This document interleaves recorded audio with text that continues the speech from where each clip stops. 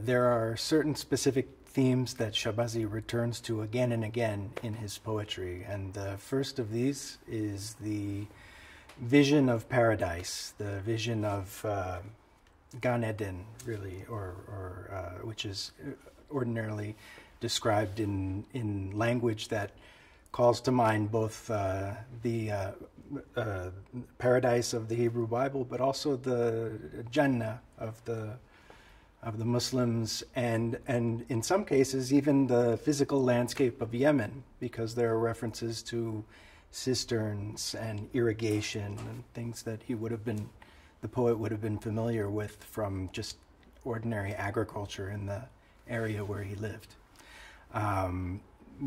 He also has a very keen interest in wine, in the theme of wine.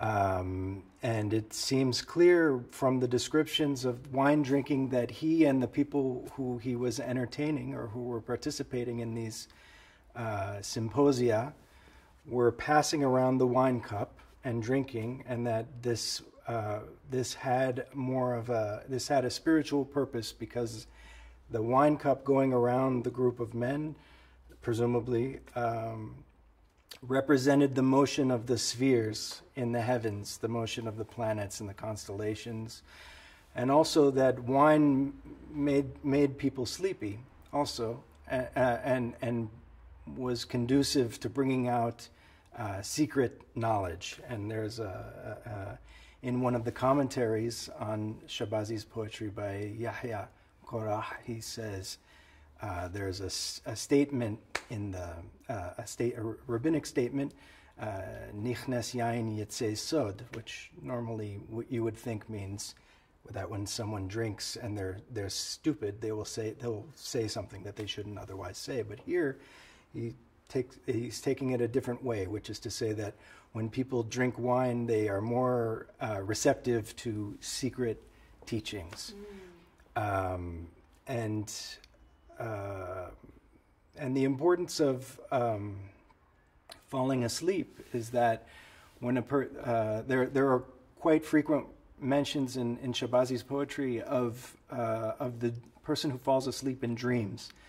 And when they dream, the soul leaves the body and ascends to higher worlds and becomes closer to the true world, right, which is separated from the material, the flawed.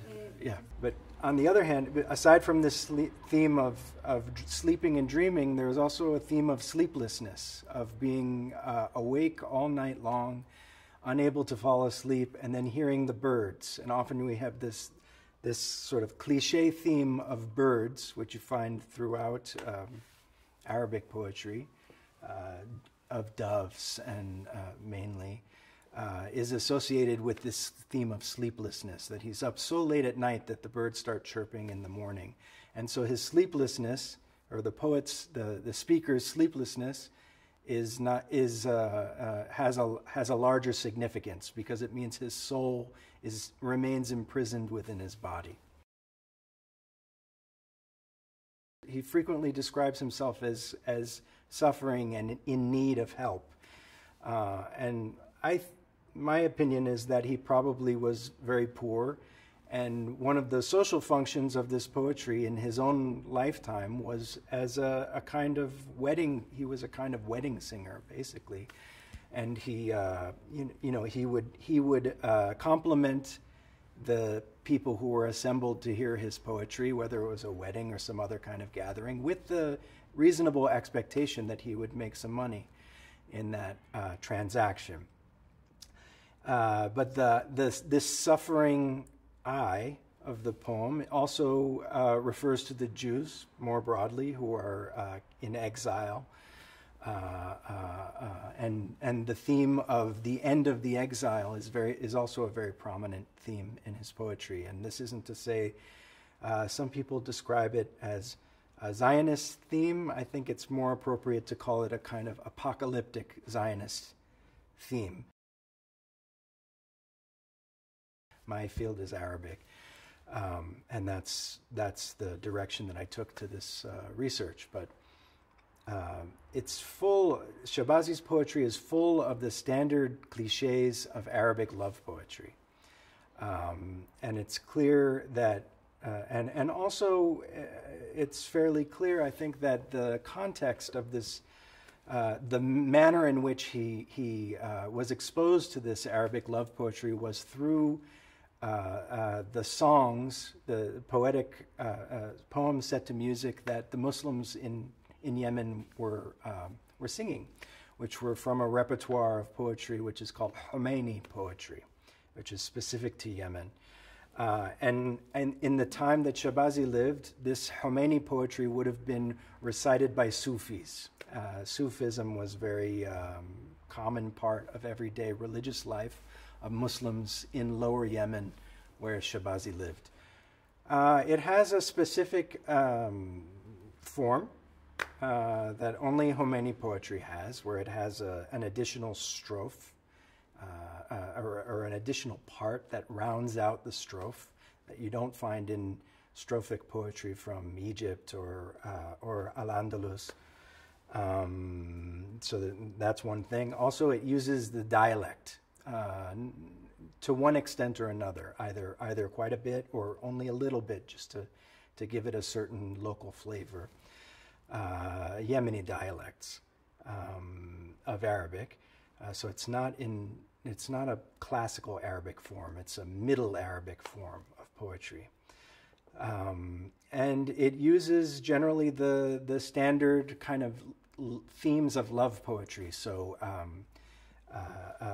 especially erotic themes, and Shabazi's poetry has quite a bit of this erotic material. Descriptions of women tend to be in Hebrew. Maybe I should say, if you were to roughly divide his poetry into three baskets, you would have one that's all Arabic, one that's all Hebrew, and then the majority would be one after another, Hebrew and Arabic. And this is very remarkable. There was already in 1910, there was an Austro-Hungarian scholar named Wilhelm Bacher who wrote not in all of world literature you will not find an example of this, what he calls Doppelsprachlichkeit, this two languages being used as equally for poetic expression. But he didn't know too much at that time. In Europe, there wasn't much available on the specific context of Yemen. So Bacher noticed this already in 1910. There were scholars much more recently. David Semach noticed this connection, as did Moshe Piamenta. And I went to Yemen and to different collections in Europe, and I looked at the Arabic poetry of Sufis who lived before Shabazi and were contemporaries of his, and I compared. And to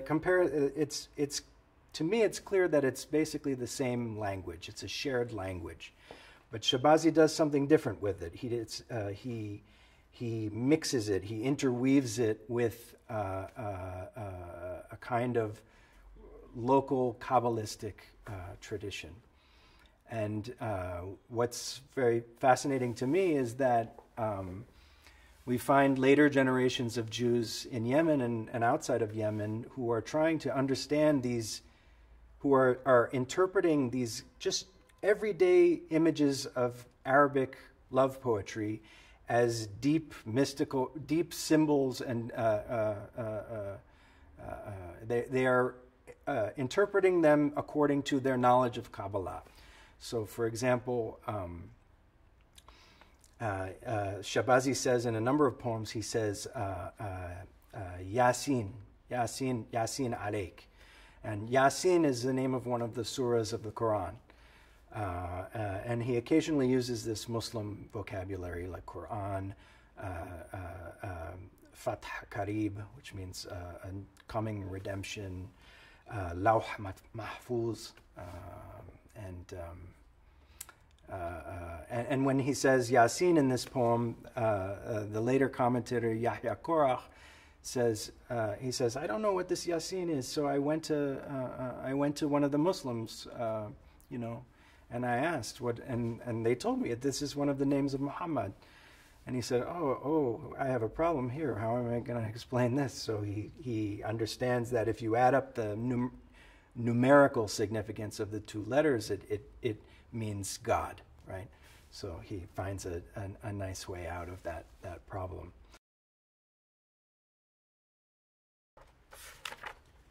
This is from one of Shebazi's poems. It's all in Arabic, and he's describing someone who's called the Prince of the Doe-Eyed, or Amir al-Hur. And he visits, the eye of the poem visits this person in a garden. And it says, his face is brighter than the moon, which is fixed in the heavens. And all of the gazelles, meaning all of the other young men, are in love with him. His nose is as fine as the sharp edge of a sword. I am amazed by him and his virtues. His eyes are a cup of wine that washes over me and mesmerizes my heart. His lips are like rubies, chiseled with the letters alif, ba, and jim, the letters in the Arabic alphabet. His mouth tastes sweet like pomegranates and basil, and it cures every ill. His teeth are like pearls, shiny like pearls, and his neck is like a gazelle who's wandered off by itself and disturbs all the other gazelles with his beauty. He has enchanted all of my brothers, and he's given me something to drink. I spent the night with him drunk, and he said, O poet from among the forgetful, meaning mankind is forgetful, wake up, morning has risen, speak forthrightly about religion, and bring out the best of minds from their slumber. Don't pay attention to the other gazelles who mock me, for I am like Joseph in beauty. Yeah. So, and this idea of being like Joseph in beauty, Joseph is just Joseph is in the Quran as well as being paradigmatically handsome person. And so you find this in the Sufi Khomeini poetry as well, this idea of someone who is like Joseph.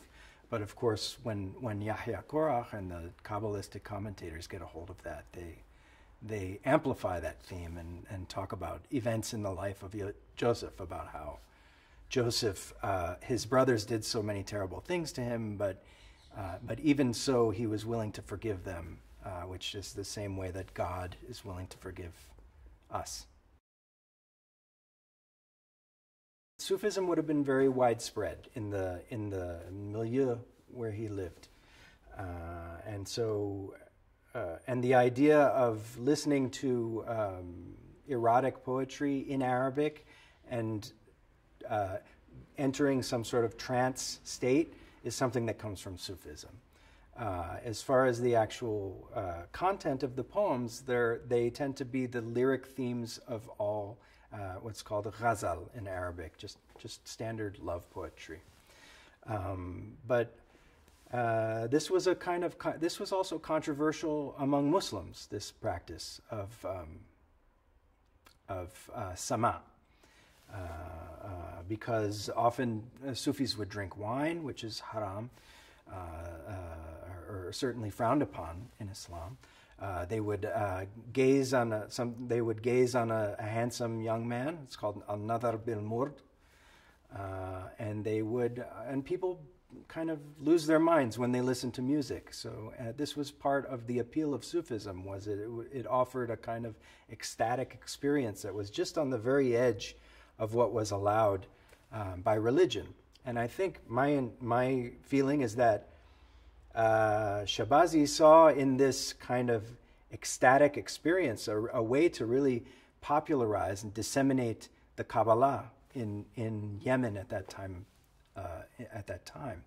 And whether or not, and we still need to know a lot more about what that meant in that context, because it wasn't the same as what it meant in Eretz Yisrael or someplace else. So, for example, Ghazali, who's a very important 12th century, 11th, 12th century Islamic thinker, was very interested in Sufism, but he wanted to present it in a way that Orthodox Muslims could accept.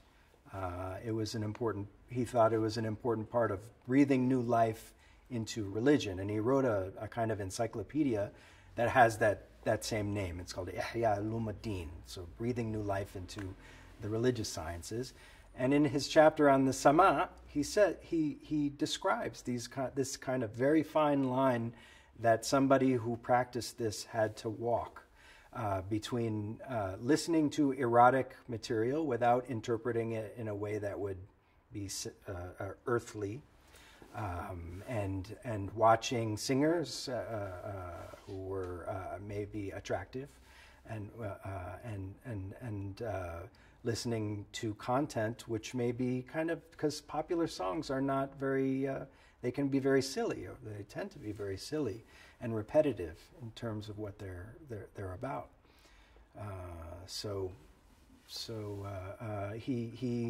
He lays out all the objections that Muslims have to this, and a way of getting around those. Music, but it's a lot of it is about the lyrics, and he has just descriptions of Sufis going into a trance, what's called wajd.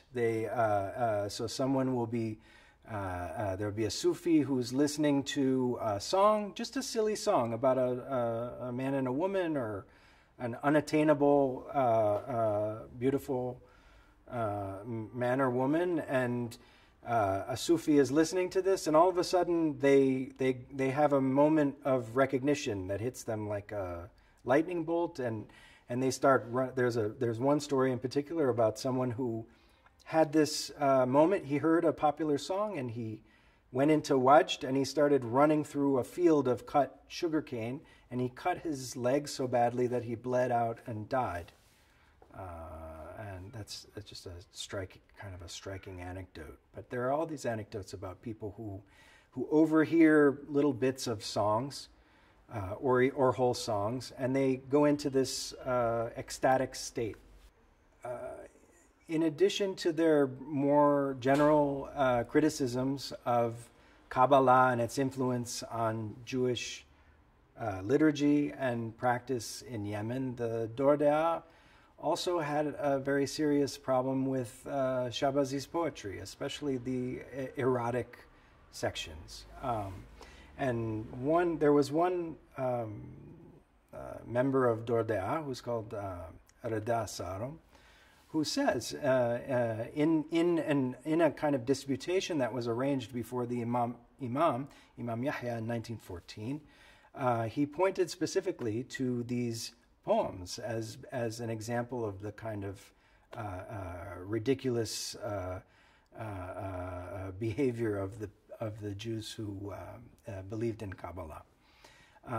And this idea, there was a kind of stigma that attached to it, right? So it's a kind of, the erotic content is a kind of double-edged sword, because it's very accessible, and anyone you don't even have to be literate to really understand that it's just the material of popular songs. It's in the air, it's Arabic, anyone can understand it. So it draws people in with that, but at the same time, you want to make sure that people don't interpret it literally.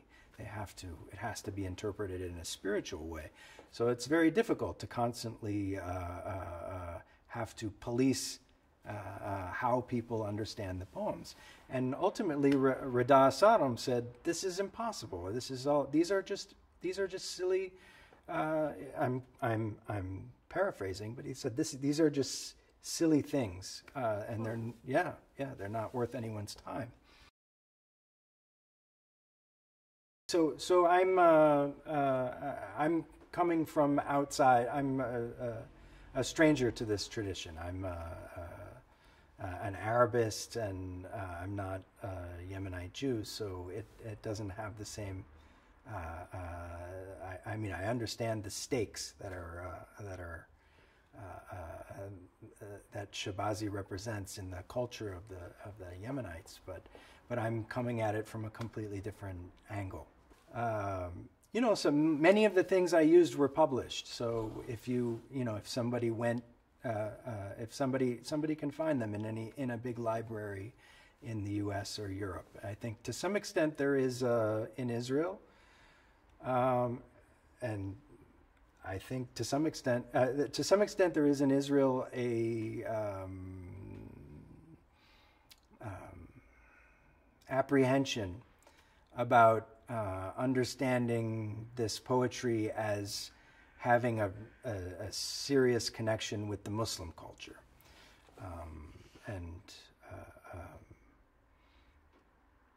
and that may be, I think, maybe a side effect of the way in which the Dor De'ah